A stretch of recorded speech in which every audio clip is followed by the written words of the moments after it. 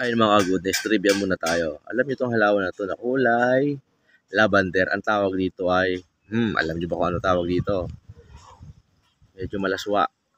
Pangalan nito. Nalaman ko kasi nag-vlog ako nito. Doon ko nalaman ang tawag rito. Ang tawag pala rito ay kantutay. My goodness. Ayan o. Ito yung sa nakaraang vlog ko na sinisip-sip, matamis. Ganyan ang itsura niya.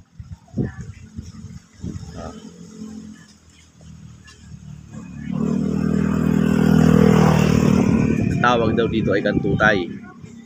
Laswa, 'di ba? Kantutay. Sama na iniisip nyo, no? Pero ang ganda niya, oh. Ayan, sa malayo. Para siyang yun na yun. Basta, ang tawag dito, kantutay. Kantutay na matamis. Binlag ko to doon ko nalaman na na ang pangalan niya kantutay. Ulit-ulit. Medyo malaswa, Marami kasi dito sa atin sa Pinas na mga halaman na hindi kagandahan yung tawag, yung pangalan. Medyo mabantot. Gaya nung balat sa dagat. Ang tawag, buto-buto. Diba?